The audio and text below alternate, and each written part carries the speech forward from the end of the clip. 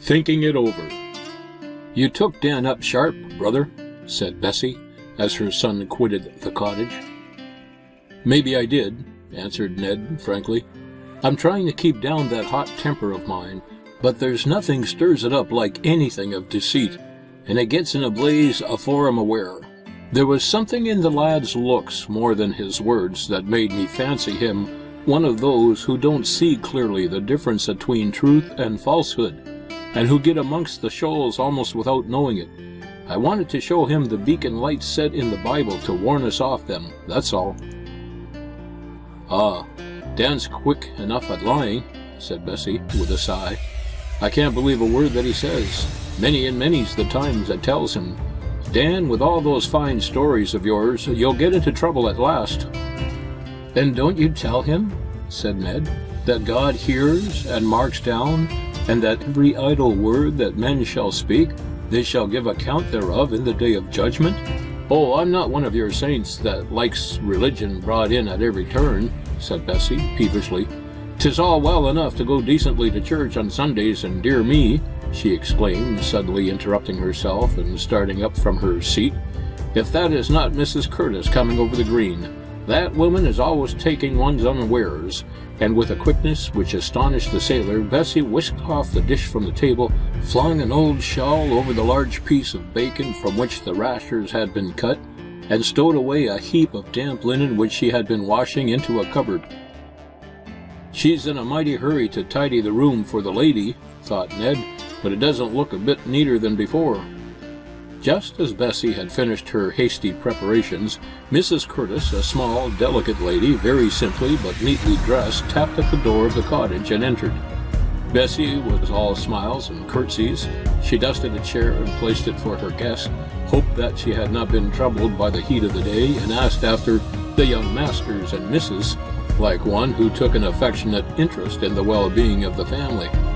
"I am glad to see your brother here," said Mrs. Curtis, courteously bending her head as the sailor respectfully rose at her entrance. "Ah, yes, poor fellow," exclaimed Bessie. "He's my only brother living, and as long as I have a crust he shall be welcome to share it. We must all care for one another, ma'am, as our good minister told us last Sunday in his beautiful sermon." It would be but fair, thought Ned, if Bessie gave the lady a notion that I pay for this half crust with the whole of my pension.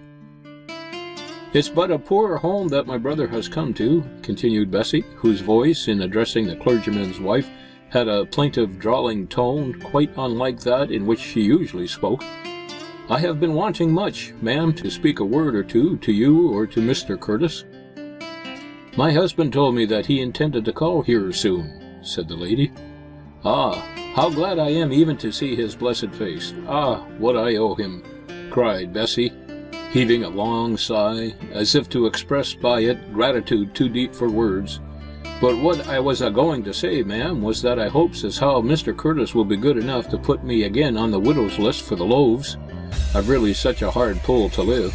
I don't know how we can get on without it," and there was another long-drawn sigh. "Ha," thought the indignant sailor, "the gratitude was for favors to come." "I don't see how my husband can put you on the needy widow's list," said the clergyman's quiet little wife. "Your daughter is in service, your son gets work, you take in washing." "Please, ma'am, begging pardon for interrupting you," said Bessie, again dropping a curtsy. "The trifle Dan earns would not keep him in bread, and then it's little but bread as ever we taste, and I've not had all this blessed week more than 10 pence worth of washing, and—" Here Bessie Pill's eyes chanced to meet those of her brother, flashing on her a glance of such fiery indignation that, quite confused, she stopped short, stammered, and could not finish what she was saying. Mrs. Curtis naturally turned to see the cause of the cottagers' evident embarrassment, and was much struck by the stern countenance of the young man, who stood tightly pressing his lips together, as if to keep in some indignant burst. Finding that he had attracted notice, Ned, who had no wish to expose his sister, and who had difficulty in commanding himself, thought it safest to quit the cottage without uttering a word. "Is anything the matter with your brother?" asked the lady, after Ned's abrupt departure. "He has an odd temper, ma'am, very odd. I know that we shall have a good deal to put up with, but as our good minister told us last Sunday, and the woman went on with a string of what were meant as pious phrases, but which, being only lip-deep, made far less impression on her visitor than the speaker wished and intended. "She talked to her son about truth," exclaimed the indignant Ned Franks, as he strode into the back garden, forgetful in the storm of his spirit of the 20 miles which he had walked in the morning. "An acted lie is as bad as a spoken one, and her way of going on was all one wretched piece of acting from beginning to end. If there's one thing I scorn, despise, and detest more than another, it's hypocrisy like that." Ned struck the nailed heel of his boot violently against one of the weeds and uprooted it from the ground. Perhaps he connected the worthless plant in his mind with the more hateful weed of deceit, or he wanted something on which to vent the angry feelings within him. "All weeds," he muttered to himself. "I've a great mind to hoist sail at once and sheer off and find some other home where all will be open and above board, at least where there will be no hoisting of false colors or hanging out of false lights, saying one thing and thinking another." Ned took 1 or 2 rapid turns up and down the garden, then gradually slackened his pace as his anger began to cool down. "Who am I that I should judge another?" thought the frank-hearted seaman. "Are we not all of an evil nature, our souls as full of wickedness as this wretched garden of weeds? There's nothing good grows of itself. It's all God's grace as plants it. Am I, willful, wayward sinner as I have been, am I to throw my own sister overboard because she has not yet been led to see things as I see them, and to know that the straight course is the shortest course, and the only course that can land us in a safe haven at last? Maybe with prayer and pains we'll get the better both of her weeds and mine. I master my impatience and bad temper. She and that lad of hers learn that a lying tongue is an abomination unto the Lord, and that all who serve a God of truth must speak the truth from the heart." Ned took another turn up and down, stooping down now and then to pull up and throw away some straggling weed, till he found his spirit calm enough for prayer. The sailor looked up at the sky, so blue and clear and transparent above him, and his heart rose in what was earnest supplication, though he could not have put it into a regular form of prayer. He wished that his deeds and his sayings and those of his family might be pure and clear and open as heaven's sunlight, that they might be in the sight of God what they wanted to appear in the sight of men, and be honest and true in all things, like faithful servants of the Lord.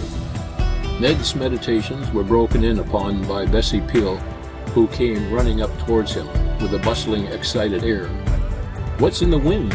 cried Ned. "You must come in directly," answered Bessie. "Who do you think is in my kitchen? I knew she'd be here, but I'm sure, for Lady Barton herself to walk all the way from the hall." "What has she come for?" asked Ned, knitting his brow from an uneasy apprehension of what was likely to follow. "To hear about her son, to be sure. Lady Barton thinks no end of her son, a pretty scapegrace though he be. When he left her, she lay crying in her bed for a week. There was never a mother so fond, or so blind."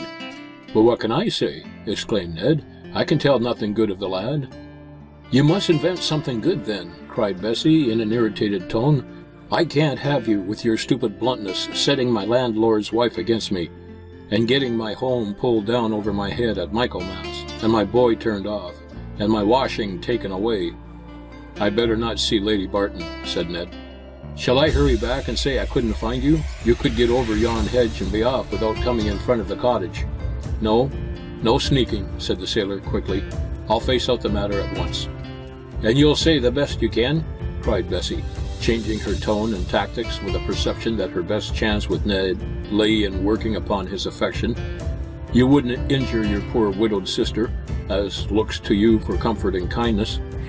"I'll do no harm, if I can help it," muttered the tar, feeling far more uneasy as he followed his sister than he would have done had he been led up to an enemy's battery.